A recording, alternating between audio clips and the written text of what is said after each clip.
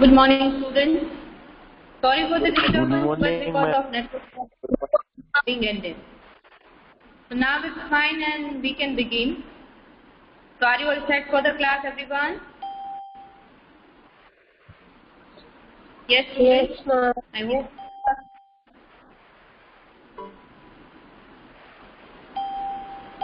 So how are you all? Fine, ma'am. Yes. How are you? I'm also good. Fine, ma'am.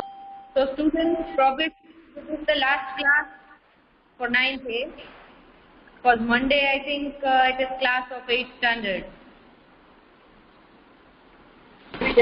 Monday is our class also. Yes, and in this class we are going to finish chapter 2. But before I start teaching, I would like to say a few words to all of you, right? As this is probably the last class or second last class, so I would like to talk to you. Because after this, you might be having your all classes by Sir, Rashid sir and Lokesh sir, fine? So this is the last class in which I am teaching, okay? For 9th day classes and 8, but for you guys of ma'am 9th day, 9th B में कौन सा class है? yes, Ma'am, we will go ma'am 9th B next very much. yeah, right. Same here, students. So ma'am I would हमारा कौन like सा to class है? all of you focus on your studies very well in future, right? And finish your studies well, and probably after 12th there would be no class from my side. But still, if you find any query for your previous 2 chapters, then you can feel free and ask me. कोई भी query रहती है तो ठीक है. Otherwise, Okay, the 12th would be last of my working in this school. Okay. If you want to meet and solve your queries, you can come to school. Okay. कोई भी query रहती है तो 12th तक हूँ school में, तो आप आकर के अपनी query solve कर सकते हैं. ठीक है everyone? ठीक है. अभी किसी को कोई कहना है? Okay, Ma'am, no ma'am. ma'am, no ma'am. we'll miss you. मैं भी. सभी को पक्का सभी को याद so कर. I am trying well, Well, we अभी will मेरी go क्लास है. Yes, Swapnil. Ma'am, I'm crying. Leave the school. Okay. क्योंकि मैंने आज ब्लूटूथ ईयरफोन नहीं यूज किया है तो आपकी आवाज मुझे क्लियर नहीं आ रही है. ठीक है. Well students, I think we should begin now. Okay. And last 5 minutes we will talk. Ma'am, ठीक है. हाँ मैं बताइए. हमारा 9th बी का क्लास है. Right now this is class of 9th A. 9th के स्टूडेंट्स आज अभी कोई क्लास नहीं है तो they can stay in this 9th A class. क्योंकि लास्ट वीक भी ये प्रॉब्लम हुआ था, है ना, कि आपको अपनी कौन सी Yes, ma'am. क्लास पता नहीं चल रहा था. तो you can stay in science class, no trouble with that. Attend this class, no worry. ठीक है. कोई और क्लास नहीं है तो stay in science class. No, please don't. Please don't. Everyone has to leave from somewhere at some point of time, right? So actually, it is always hard to say goodbye, but yes, one has to leave whenever the time has come, right? So please don't feel like that. You can call me anytime. I know Rushi, Swapnil, all of you are going to miss me, and I am also going to miss all of you, right? Please don't make it hard to say goodbye, right? ऐसा है तो you can come to school, meet me before I leave. Okay? I am here only till 12. तो आप आइए, मिल सकते हैं कभी. ठीक है? Okay. So shall we begin? Yes, ma'am. We can begin now. Yes, ma'am. Please start. So let us finish our remaining portion of chapter 2, so that if you have any queries or doubt sessions, right, so that we can solve it before we finish the chapter. Okay. So let us begin. For that I am screen sharing and I'll explain from textbook. Okay.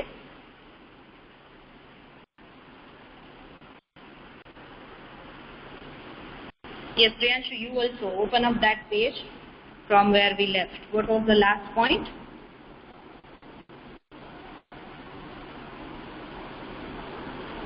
What was the last activity that we discussed?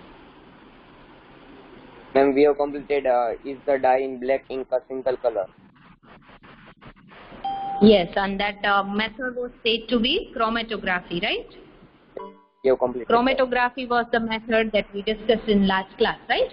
So today we are going to discuss the next method, that how can we separate two miscible liquids. Last time we learnt to separate two immiscible liquids like kerosene oil and water, and another one was chromatography, in which we were finding out that in our ink which two different dye components are there. Okay, so in this method in 2.3.6 in your textbook on page number 21, right, that is how can we separate a mixture of two miscible liquids. So students, what do we mean by two miscible liquids? Miscible means which can mixed together, which are totally mixed with each other. For example, you can take milk, you can take any other mixture which is which seems to be homogeneous. So you can take any colloid, or you can take mixture of acetone and water, which forms a completely miscible liquid. Okay, एक दूसरे से mix हो जाए ऐसा liquid, एक सा solution वो form कर रहे हैं, ठीक है. बट यहाँ पे आप इवेपरेशन टेक्निक यूज नहीं कर सकते. आपको क्वेश्चन होगा कि मैम वाटर में सॉल्युबल सब्सटेंसेस है, तो उनके लिए हम क्या यूज करते थे, इवेपरेशन टेक्निक, राइट. तो वहां पे सॉल्ट आपको पता है कि सॉलिड स्टेट में था और वो पानी में डिसॉल्व हो रहा था, ठीक है. और सॉलिड सब्सटेंसेस के बॉइलिंग पॉइंट या मेल्टिंग पॉइंट वो हायर रहते हैं, तो सॉल्ट इजीली इवेपरेट नहीं हो रहा था, तो हम इवेपरेशन टेक्निक यूज कर सकते थे, ठीक है. तो पानी इवेपरेट होकर के बाकी बचता जो सब्सटेंस था वो हमारा क्या था,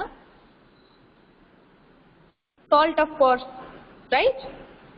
और यहाँ पर एसीटोन और वाटर है, तो वाटर इवेपरेट होगा उससे पहले तो एसीटोन इवेपरेट हो जाएगा.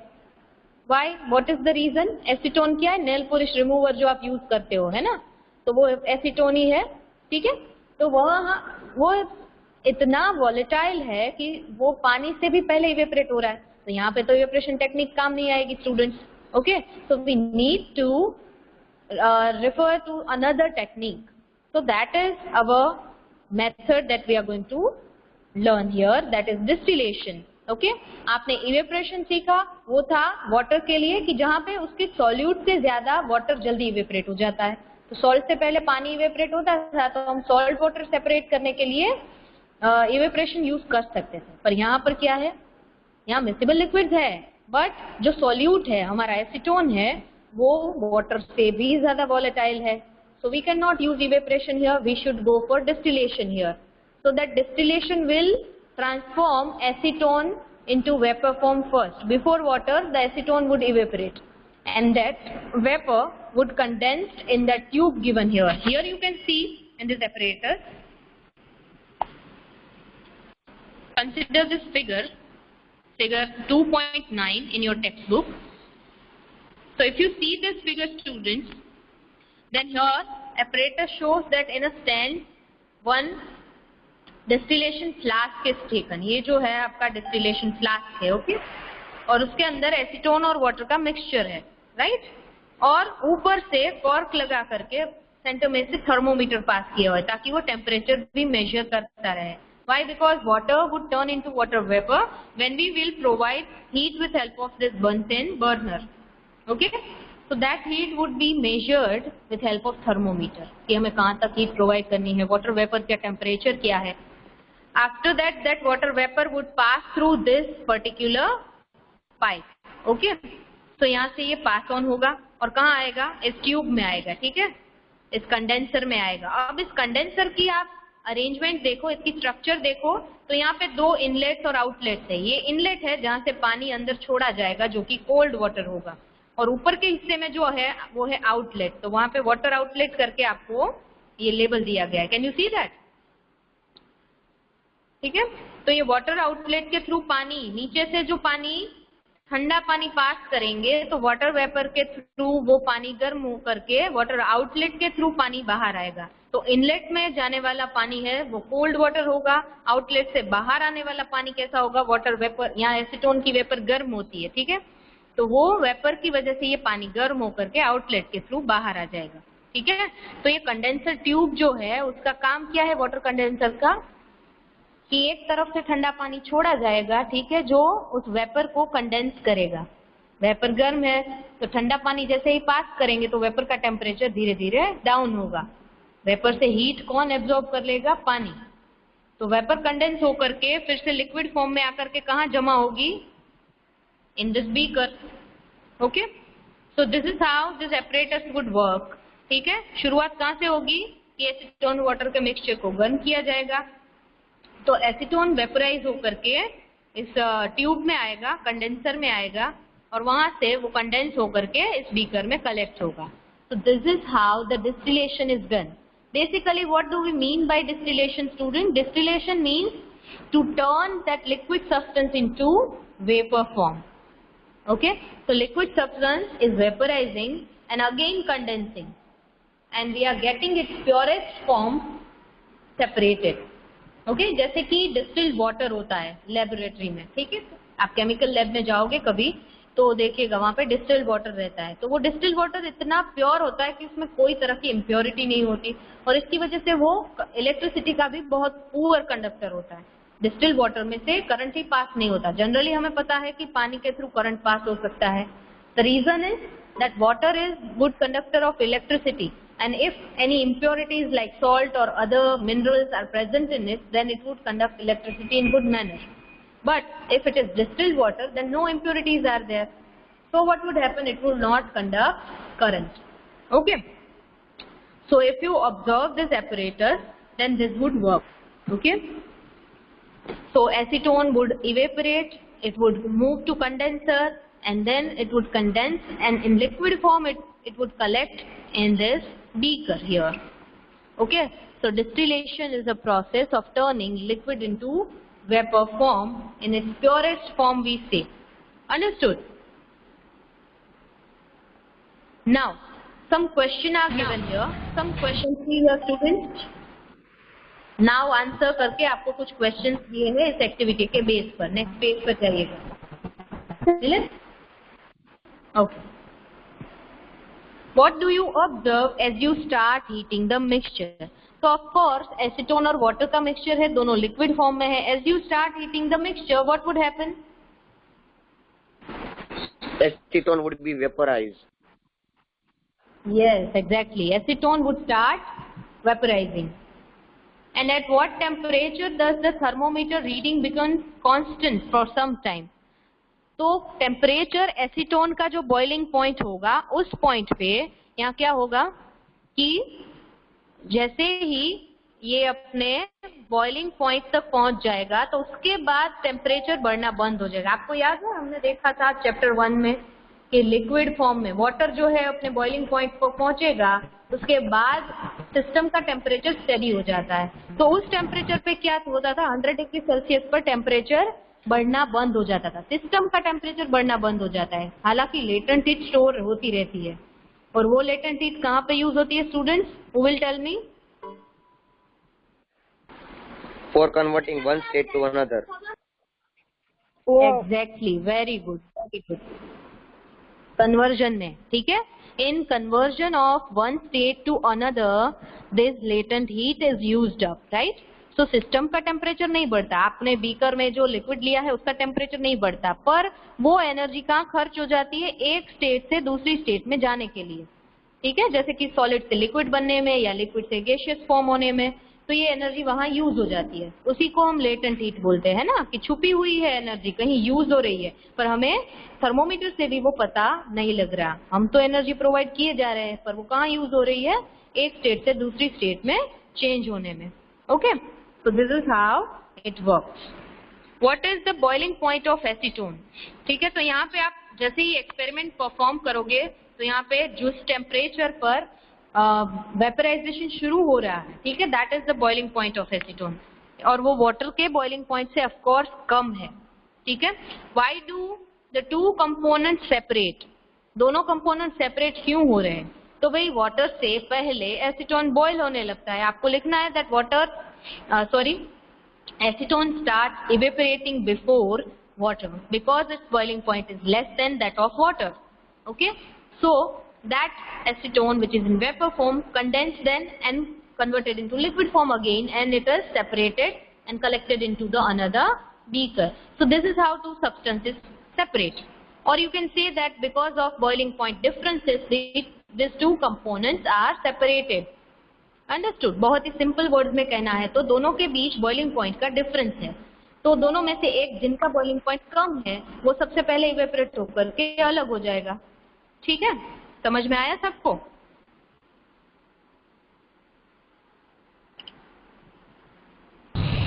Yes, ma'am. Okay, good. So this method is called nothing but distillation. Distillation means कि किसी भी लिक्विड फॉर्म को वेपर फॉर्म में ले जाना. तो डिस्टिलरीज वर्ड आपने सुना होगा. डिस्टिलरीज मीन्स जो भट्टियां होती है, ठीक है, जहाँ पे डिस्टिल्ड बेवरेजेस बनते हैं, जैसे कि वाइन है, बियर है. तो ऐसे जो अल्कोहलिक बेवरेजेस है वो डिस्टिलरी में बनाए जाते हैं. ठीक है, तो ये इनका डिस्टिलेशन प्रोसेस के थ्रू प्रोडक्शन होता है. तो वहां पे इनका रियल लाइफ एप्लीकेशन होता है. ठीक है, उनके अलावा कुछ केमिकल्स है जो अलग अलग जगहों पे यूज होते हैं, जैसे कि हेक्सीन है, टोल्यूइन है, तो एक दूसरे से मिक्स्ड होते हैं. तो इनको अलग करने के लिए भी ये डिस्टिलेशन प्रोसेस यूज की जाती है स्टूडेंट्स. ठीक है, so for the separation of component of mixture which contains two miscible liquid. कैसे लिक्विड? जो कि मिसिबल है. ठीक है, तो इनको अलग करने के लिए हम कौन सी मेथड यूज करते हैं? We use distillation. Understood. To separate a mixture of two or more miscible liquids. जरूरी नहीं है कि सिर्फ दो ही मिसिबल लिक्विड्स मिक्स हो. रियल लाइफ में तो एक से दो से ज्यादा मिक्सचर भी, दो से ज्यादा कंपोनेंट्स भी एक दूसरे से मिक्स हो सकते हैं. ओके, तो जिनके बीच एक से ज्यादा सब्सटेंसेस मिक्स्ड है और सिर्फ 25 केल्विन जितना कम डिफरेंस है इनके बीच, तो यहाँ पर ये सिंपल डिस्टिलेशन काम नहीं आता. ठीक है, हमने ऊपर जो एपरेटस देखा यहाँ पे 2.9 फिगर में. ठीक है, तो ये सिर्फ दो सब्सटेंसेस के बीच अगर थोड़ा सा डिफरेंस है तो इनको सेपरेट कर देगा. पर सपोज दो से ज्यादा सब्सटेंसेस मिक्स है और इनको हमें सेपरेट करना है, तो हम कौन सी मेथड यूज करेंगे? तो यहाँ पे हमें यूज करना है फ्रैक्शनल डिस्टिलेशन. ठीक है, so for that we use fractional distillation process where the two or more components are mixed together and their boiling point difference is less than 25 Kelvin. ठीक है, you must highlight this sentence. ठीक है, ये important point है. अगर आपको पूछा जाए कि why do we use fractional distillation, तो आप ये लिख सकते हो आंसर में that when two or more substances are mixed together, right, and we need to separate them, जिनका boiling point difference 25 Kelvin से कम है. ठीक है, तो उनको सेपरेट करने के लिए we use यहाँ तक करना है. ठीक है, fractional distillation is used. ये रहा, यहाँ रख बेटा, यहाँ तक. ठीक है, तो इनको अलग करने के लिए हम क्या यूज करते हैं? Fractional distillation. और ये रियल लाइफ में कहाँ यूज किया जाता है? रिफाइनरीज में. ठीक है, जैसे अभी रिलायंस की रिफाइनरीज है, तो वो क्या प्रोडक्ट्स सेल करती है रिफाइनरी के through? Petroleum. Yes, all petroleum product. Yes, exactly. Petroleum product sell करती है ना, जैसे कि पेट्रोल है, डीजल है, केरोसिन, उनकी जितनी भी प्रोडक्ट्स है, पेट्रोल, डीजल, गैसोलीन, केरोसिन, टार, तो ये सारी चीजें हैं, तो एक सीक्वेंस में अवेलेबल होती है फ्रैक्शनल डिस्टिलेशन के थ्रू. ठीक है, 8th स्टैंडर्ड में आपने पढ़ा था, है ना, कोल एंड पेट्रोलियम चैप्टर पढ़ा था ना आपने. तो वहां पे हमने देखा था कि इनका फ्रैक्शनल डिस्टिलेशन होता है क्योंकि इन सब्सटेंसेस के बीच बहुत कम फर्क होता है टेम्परेचर का. वहां आपको सेल्सियस टेम्परेचर में समझाया था, जबकि यहाँ पे केल्विन दिया है. ठीक है। तो केल्विन डिफरेंस है, सिर्फ 25 केल्विन का इनके बीच डिफरेंस होता है। तो इनको सेपरेट करने के लिए आप सिंपल डिस्टिलेशन यूज नहीं कर सकते, तो दे गो फॉर फ्रैक्शनल डिस्टिलेशन। हालांकि वहां पे रिफाइनरी में तो बहुत बड़ा सेटअप होता है, क्योंकि वो बल्क अमाउंट में उनको सेपरेट किया जाता है। पर छोटा सा लैब में अगर आप यही चीज परफॉर्म करना चाहे तो लैब का सेटअप जो है एपरेटस का, वो कुछ इस तरीके का होता है। ठीक है बिल्कुल वैसा ही जो आपने 2.9 फिगर में देखा। फर्क सिर्फ कितना है स्टूडेंट्स, यहाँ पे सिर्फ इतना फर्क है कि यहाँ एक एक्स्ट्रा चीज लग जाएगी जो कि है फ्रैक्शनेटिंग कॉलम। ठीक है, और रियल लाइफ में रिफाइनरीज में जहाँ पे ये यूज होगा वहां पे फ्रैक्शनल डिस्टिलेशन टावर लगा होता है। ठीक है, जिसमें अलग अलग लेवल पर इन सब्सटेंसेस को वेपर फॉर्म में लाया जाएगा, फिर धीरे धीरे कूल डाउन किया जाएगा, और वो अलग अलग हाइट पर वो सेपरेट होकर के अलग अलग कंपार्टमेंट में जाएंगे। ठीक है, आप चाहे तो YouTube पर इसका वीडियो रेफर कर सकते हो, फ्रैक्शनल डिस्टिलेशन ऑफ पेट्रोलियम। ऐसा करके सर्च करेंगे तो आपको पूरा एनिमेटेड वीडियो शो करेंगे। ऐसा है तो मैं आपको लिंक भी शेयर कर दूंगी, तो आपको बेहतर आइडिया मिलेगा कि कैसे रियल लाइफ में रिफाइनरी जो है वो वर्क करती है। ठीक है, तो फ्रैक्शनेटिंग कॉलम का काम क्या है? It is a glass tube. ठीक है, fractionating column is a glass tube which is having that glass Beed. कांच की एक ट्यूब है, उसके अंदर कांच के ही मोती जैसे ऐसे बीड्स है। ठीक है, तो इनकी वजह से क्या होगा कि वेपर फॉर्म में जो एसीटोन यहाँ सेपरेट हो रहा है या कोई भी दूसरा सब्सटेंस, एक से ज्यादा सब्सटेंस मिक्स्ड है, ठीक है, तो वो वेपर फॉर्म में धीरे धीरे आते जाएंगे और उनको कूल होने का वक्त मिलेगा। ठीक है, पहले क्या हो रहा था कि ऐसा फ्रैक्शनेटिंग कॉलम जैसा कोई स्ट्रक्चर नहीं था, तो सीधा पास होकर के कहाँ आ जाता था? कंडेंसर में। ठीक है, क्योंकि वहाँ दो ही सब्सटेंस थे, और अभी तो यहाँ दो से ज्यादा सब्सटेंस है। ठीक है, और वो इनके बीच टेम्परेचर डिफरेंस भी बहुत कम है, तो बारी बारी से सभी इवेपोरेट होने लगेंगे, तो इनका वेपराइजेशन के बीच थोड़ा वक्त रहे, ठीक है, उनको कूल होने का टाइम मिले, इसके लिए इनके बीच ग्लास बीड्स रख दिए जाते हैं इस फ्रैक्शनेटिंग कॉलम के through, so that they get enough time to condense, cool down and turn into liquid form and separate easily. So this is how fractionating column work and make evaporation of the substance, make again, and then after that condensation is done and it turns into liquid form. Okay, so turn by turn each and every substance will separate, and this is how this distillation works. Okay, now its real life application is in production of distilled beverages like wine and beer, and also in refineries, right, to separate petroleum products through this method, because we cannot heat these substances directly. इनको directly heat किया, अगर petroleum को बहुत ज्यादा temperature मिल गया तो क्या होगा? It would start burning, right? So we cannot go for it. तो इसीलिए डिस्टिलेशन यूज करना पड़ता है, वो भी सिंपल डिस्टिलेशन नहीं, फ्रैक्शनल। कब? जब पेट्रोलियम प्रोडक्ट है तब। और जो डिस्टिलरी होती है वहां पे क्या होता है? वहां पे बेवरेजेस है उनको बॉईल किया जाता है और डिस्टिल्ड फॉर्म में उनका प्योरेस्ट फॉर्म मिलता है। ठीक है, तो इन सभी चीजों में ये मेथड यूज होती है। ठीक है, okay, after that the next point is 2.3.7, how can we obtain different gases from air? We know that our air is made up of various gases. Out of these two main gases are there. Which two gases are there?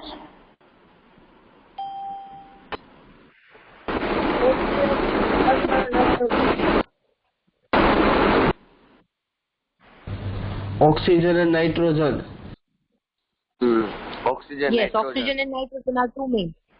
Out of these two, which one is in more amount? Oxygen and nitrogen. Out of these two, Nitrogen. Nitrogen. Exactly student, हम lower standard से पढ़ते आ रहे हैं कि air जो है it is composition of various gases, out of which nitrogen is 78% and 21% is oxygen, and remaining 2% is other gases. Okay, out of which 0.02% is carbon, 0.01% is argon and other gases, right? So various components of various gases are there. Here accurate amount is given, but still it varies, right, according to the environment, its clarity. But basically we say that it is mixture of various gases. So if we want to separate these gases from air, how can we do this? So for that you are given one flow chart, right? that which process is done first, then second step. Likewise, you are given flow chart, that which step to follow first. So air is a homogeneous mixture and it can be separated into its component by fractional distillation. So the flow diagram shows the steps of process. First one, air is compressed and cooled by increasing pressure and decreasing temperature. So you know that whenever gaseous substances are having increased pressure and decreased temperature, what happens? They converted into liquid form. Exactly. So आप यहाँ पे इनको commonly क्या बोल सकते हो? We can separate the gases from air by liquefying the gases. यहाँ पे हम gases को liquefy कर रहे हैं, मतलब कि उनको liquid में convert कर रहे हैं. So here air is compressed and temperature is decreased, so they liquefy, they turn into liquid. Okay? So liquid air is available and allow it to warm up slowly in fractional distillation column. मतलब कि पहले क्या कर रहे हैं? पहले air को liquid form में ला रहे हैं, ठीक है? तो यहाँ पे ऑक्सीजन, नाइट्रोजन सभी लिक्विड फॉर्म में आ जाएंगे, पर मिक्सचर के फॉर्म में है. अब सभी गैसेस का लिक्विड फॉर्म में है, उनका वापस गैसियस फॉर्म में जाने के लिए एक टेम्परेचर चाहिए उनको, सीधा नहीं हो जाएंगे गैसियस फॉर्म में कन्वर्ट. तो ऑक्सीजन का अपना एक बॉइलिंग पॉइंट होगा, नाइट्रोजन का अपना एक बॉइलिंग पॉइंट होगा जब लिक्विड फॉर्म में है, ठीक है? तो इन सभी का बॉइलिंग पॉइंट जो है आपको यहाँ पे दिया गया है. जैसे ऑक्सीजन का -183 है, आर्गन का -186 है, नाइट्रोजन का -196 है. तो आप देखेंगे तो इनमें सबसे ज्यादा बॉइलिंग पॉइंट किन का है? Tell me. ऑक्सीजन का कि नाइट्रोजन का? Nitrogen. It is oxygen. See, whenever we move towards minus signs, whichever is smallest number is bigger. ठीक है? आप लाइन ऑफ नंबर भूल गए? सेंटर में 0 है और 0 की राइट साइड जो है पॉजिटिव नंबर्स है, लेफ्ट साइड नेगेटिव नंबर्स है. तो जितना लेफ्ट साइड मूव करेंगे, जितने नंबर बढ़ते जाएंगे माइनस में, उतना ही उसकी वैल्यू कम होती है. ठीक है? इफ आई से -2 and -3, then -2 is bigger than -3. Understood? But positive numbers की बात करें तो 2 is less than 3. Negative numbers की बात करें तो -2 is greater than -3. Remember this. तो यहाँ पे बॉइलिंग पॉइंट किनका ज्यादा हुआ स्टूडेंट्स? ऑक्सीजन का, ना कि नाइट्रोजन का. ठीक है? तो यहाँ पे ऑक्सीजन सबसे पहले इवेपोरेट होकर के अलग हो जाएगा, है ना? लिक्विड फॉर्म में ये गैसेस है, इनको फिर से हम वार्म अप करेंगे तो क्या होगा? पहले ऑक्सीजन सेपरेट होगा, फिर नाइट्रोजन होगा, फिर आर्गन होगा. सॉरी, पहले ऑक्सीजन, फिर आर्गन, फिर nitrogen. Understood? So this is how it works. तो गैसेस का लिक्विफिकेशन करके हम गैसेस को सेपरेट कर रहे हैं. ओके? वही चीज यहाँ इस पैराग्राफ में एक्सप्लेन की है. If we want oxygen gas from air, we have to separate out all other gases present in air. So air is compressed पहले. ठीक है? सबसे पहले क्या किया जाता है? Air is compressed, increasing the pressure, and then it is cooled by decreasing the temperature. पहले प्रेशर इंक्रीज करके लिक्विड फॉर्म में लाया जाता है, टेम्परेचर घटाया जाता है. फिर क्या करेंगे? इस लिक्विड फॉर्म की एयर को वापस हम टेम्परेचर बढ़ाएंगे, वार्म अप करेंगे. तो धीरे धीरे फ्रैक्शनेटिंग कॉलम में गैसेस अपने अपने बॉइलिंग पॉइंट तक आते आते अलग होते जाएंगे.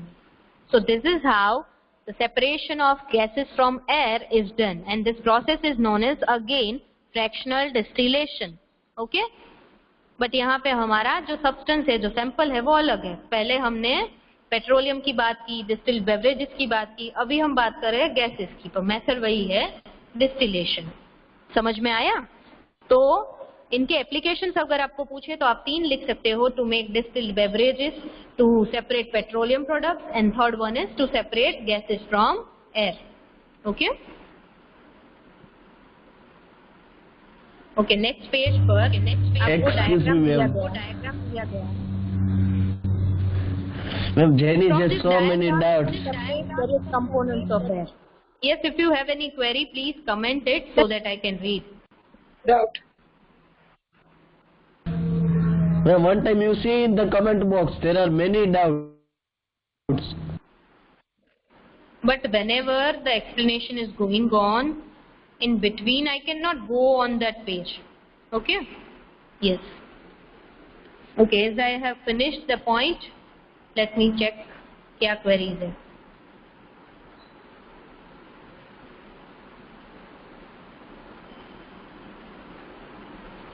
Smoke and fog both are aerosols. In what way they are different? So Janish, here smoke and fog दोनों aerosol है, पर दोनों की dispersed phase जो है dispersion medium में वो अलग अलग है. अगर आप स्मोक की बात करें तो स्मोक के अंदर सॉलिड पार्टिकल्स है गैसियस मीडियम में, और फॉग के अंदर क्या है, फॉग कैसे बनती है, एनवायरमेंट जब ह्यूमिड होता है. आपको पता है फॉगी एनवायरमेंट होता है तो रास्ते भी आप देखेंगे कि वेट होते हैं, है ना. तो फॉग क्या है, वो गैसियस मीडियम में लिक्विड का डिस्पर्जन है, जबकि स्मोक है वो गैसियस मीडियम में सॉलिड सब्सटेंस का डिस्पर्जन है. तो इस तरह से स्मोक और फॉग दोनों अलग चीजें हैं. ठीक है, दोनों एरोसोल ही है पर दोनों की डिस्पर्स फेज अलग अलग है. Yes ma'am, when we have to write question answer? आपको साथ में लिखते ही जाना है. एक्सरसाइज क्वेश्चन आंसर शुरू कर दीजिएगा, इंटेक्स और एक्सरसाइज दोनों. ठीक है, दोनों ही लिखने हैं. होमवर्क के डेली जो मिल रहे हैं अगर वो आपकी एक्सरसाइज से अलग है तो इस तरह से आपको वो भी करते जाने हैं. हालांकि मेरे क्वेश्चंस कभी 2-3 से ज्यादा नहीं रहते, तो आई होप कि सबने किए होंगे. That will help you in exam. तो आज से ही शुरू कर दीजिएगा जिन्होंने नहीं किए. जिन्होंने कर दिए हैं वेल एंड गुड. एलिमेंट्स और कंपाउंड के बीच के 5 differences that I will send you in point form. ठीक है, नो वरीज, मैं आपको इनकी सॉल्यूशंस भेजूंगी. ठीक है, क्योंकि ये कंपाउंड ये जो पॉइंट है हम ऑलरेडी डिस्कस कर चुके हैं चैप्टर 1 में, तो इसको मैं वापस रिपीट नहीं कर रही क्योंकि हमें अभी और पॉइंट्स कवर करने हैं इस क्लास में. ठीक है, तो मैं इनके पॉइंट्स आपको रिटर्न क्लास ग्रुप में भेज दूंगी. No worries. Okay, identify dispersed phase and dispersing medium in following colloids. कौन से कॉलॉइड बेटा आपने यहाँ पे स्पेसिफाई नहीं किए. Explain why particle of colloidal solution do not settle down when left undisturbed while in case of suspension they do settle down. तो जेनिश, यहाँ पे आपका जो क्वेश्चन है आपने पूछा है कि डिस्पर्स्ड फेज और डिस्पर्सिंग मीडियम दोनों आपको आइडेंटिफाई करने हैं, पर आपने कॉलॉइड स्पेसिफाई नहीं किए. सेकंड क्वेरी में आपने पूछा है कि पार्टिकल्स है क्यों सेटल डाउन नहीं होते कॉलॉइड में, जबकि सस्पेंशन में ऐसा होता है कि वो सेटल डाउन हो जाते हैं. तो मैं आपको 2 एग्जांपल देती हूँ. कॉलॉइड आप कंसीडर करें तो हम मिल्क लेते हैं. तो मिल्क को आप ऐसे ही अनडिस्टर्ब छोड़ दोगे तो आपने कभी देखा है कि अपने आप मिल्क और क्रीम अलग हो गए? नहीं, वो नहीं होंगे. ठीक है, उसके लिए आपको उसको सेंट्रीफ्यूज करना ही पड़ेगा. You need to use centrifugation to separate cream and milk. पर सस्पेंशन की बात करें, जैसे चॉक पाउडर और पानी का मिश्रण ले लीजिए आप. ठीक है, तो चॉक पाउडर और पानी को आप मिक्स करेंगे, जब तक स्टर करते रहेंगे ना तब तक वो सस्पेंशन है. पर जैसे ही आपने उस ग्लास को या बीकर को ऐसे ही छोड़ दिया बिना डिस्टर्ब किए, तो थोड़ी देर बाद क्या होगा, पार्टिकल्स नीचे बैठ जाएंगे. अब रीजन क्या है? रीजन ये है कि सस्पेंशन के जो सॉल्यूट पार्टिकल्स है वो कैसे है, बड़े हैं थोड़े, जबकि कॉलॉइड के पार्टिकल होमोजीनियस सॉल्यूशन की तरह छोटे छोटे हैं. हालांकि उतने ज्यादा छोटे नहीं है, but still they remain suspended in that solution. वो सेटल डाउन नहीं होते. Colloids are quite stable while suspensions are not. Suspension particles, they settle down when they left undisturbed. Okay, so this is the reason. Another query that Janish asked is, iron filings and sulfur were mixed together and divided into 2 parts, A and S. Part A was heated strongly while part S was not heated. Ion filing और sulphur को mix करेंगे तो sulphur से sulphur dioxide बन जाएगा, जबकि ion ऐसे ही रहेगा. तो इस तरह से आयन और सल्फर सेपरेट किए जा सकते हैं. ठीक है,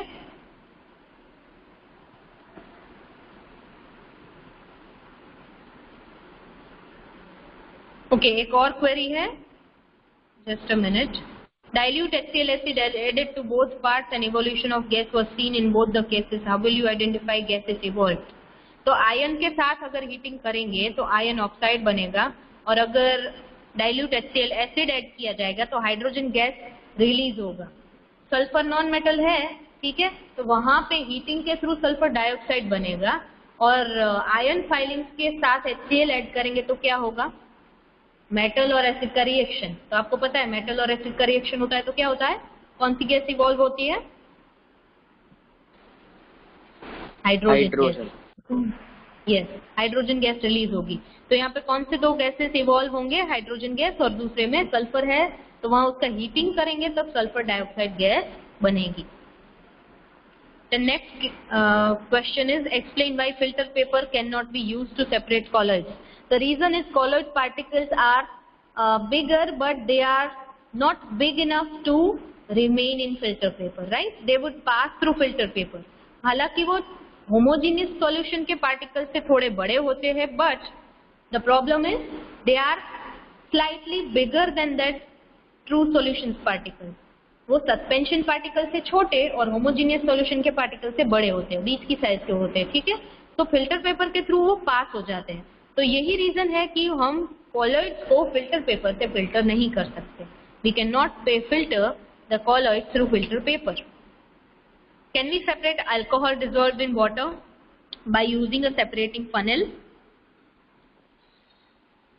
अल्कोहल पानी में डिसॉल्व है तो उनको सेपरेटिंग फनेल के थ्रू हम अलग नहीं कर सकते, because alcohol is soluble in water.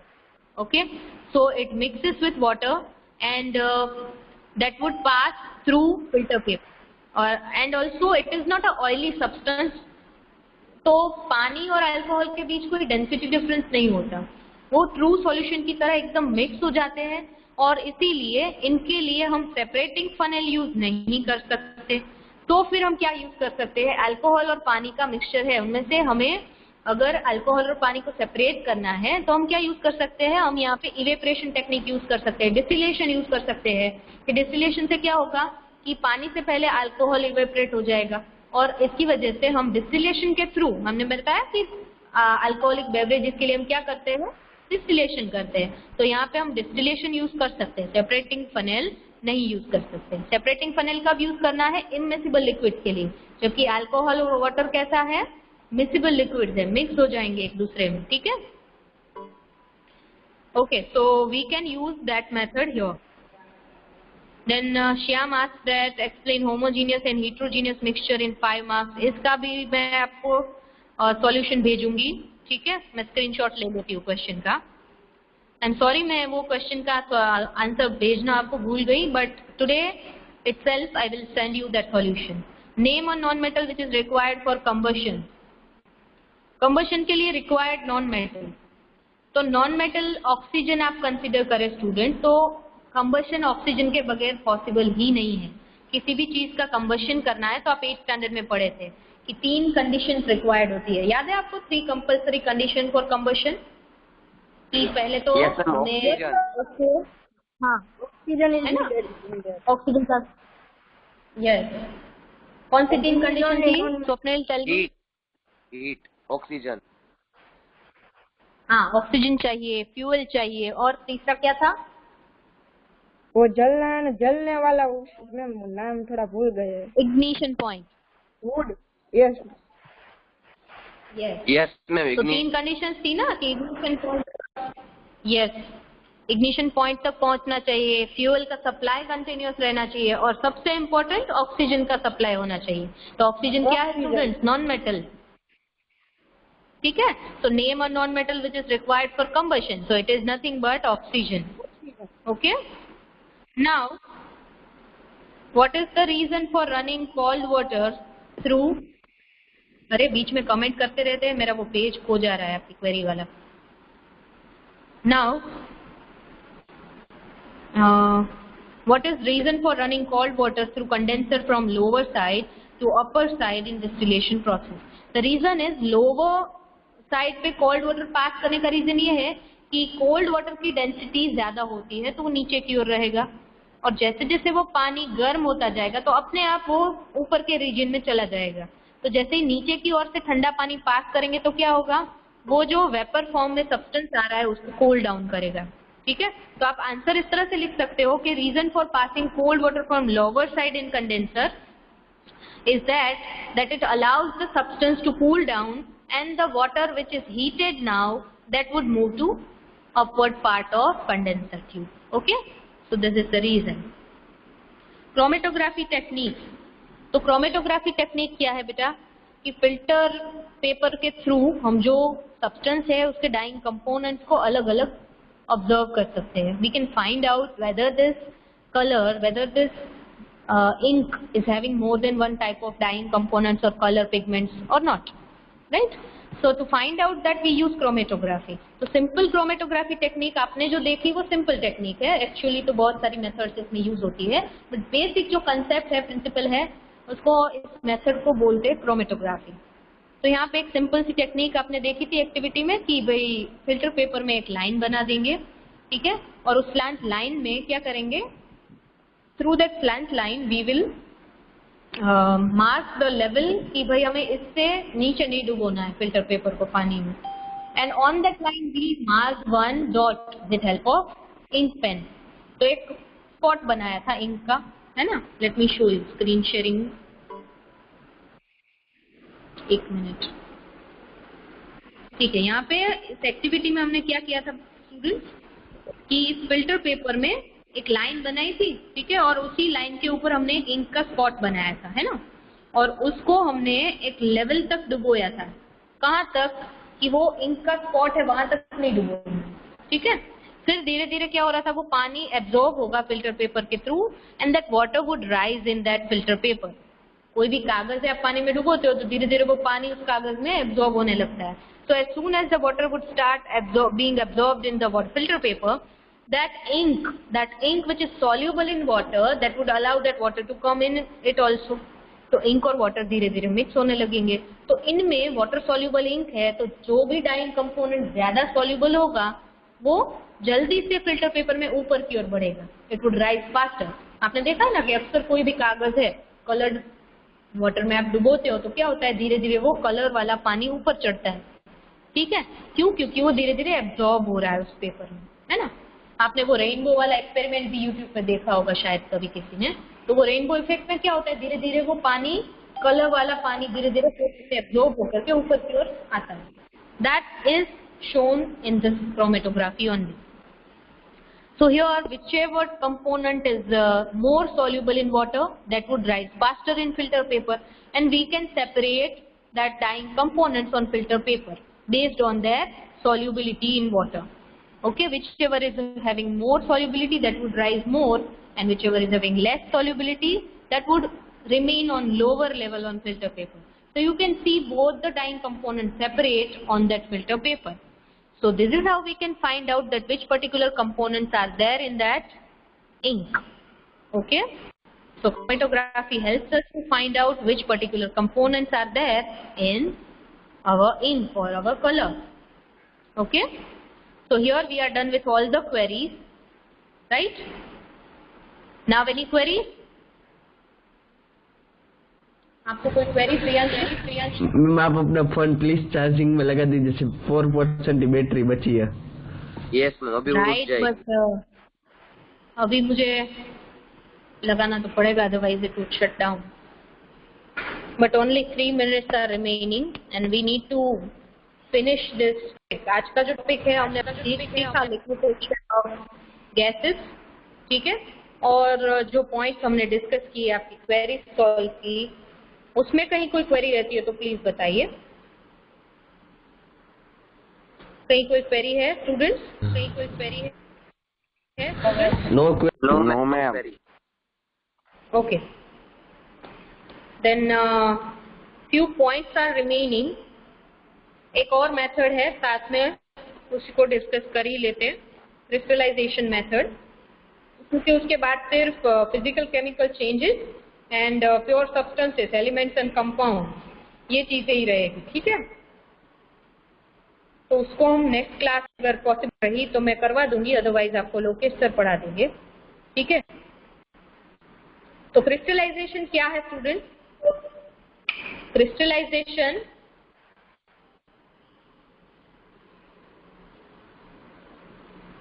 Yes Swapnil, thank you. Crystallisation कौन सी मेथड है स्टूडेंट्स कि यहाँ पर कोई सॉल्ट सब्सटेंस है सॉल्ट के फॉर्म में. मैंने आपको 8th में पढ़ाया था, फिर से एक बार रिपीट कर रही हूँ कि ये जो सब्सटेंसेस होते हैं, ठीक है, जैसे कार्बोनेट्स है, सल्फेट्स है, फॉस्फेट्स है, क्लोराइड्स है, ये सारे क्या है, एक तरह के सॉल्ट है, ठीक है. तो इन सॉल्ट सब्सटेंसेस को हमें अगर सेपरेट करना है तो इनके लिए हम क्रिस्टलाइजेशन मेथड यूज करते हैं. जो भी सॉल्ट सब्सटेंसेस है they are separated with help of this crystallization method.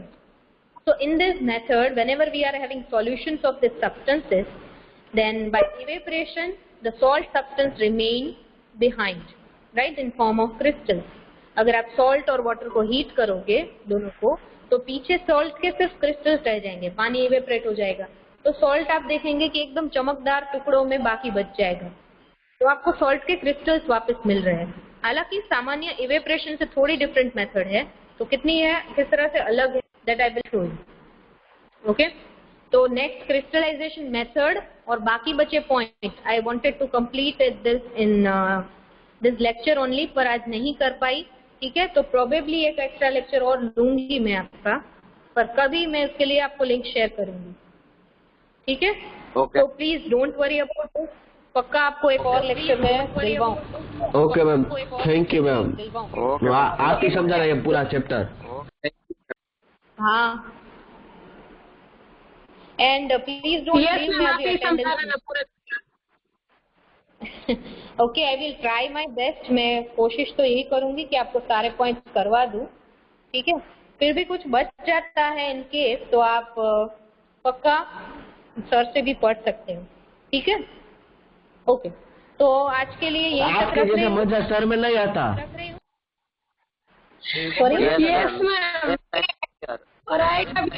आपके जैसा मजा सर में नहीं आता. बोरिंग थोड़ा ऐसा नहीं होता. एक्चुअली क्या है कि आपको मेथड धीरे धीरे समझ में आने लगेगी, है ना. Well, no worries. I will try. I will complete all the portion. Okay. ठीक है. Yes, ma'am. You are the best. So, listen, everyone.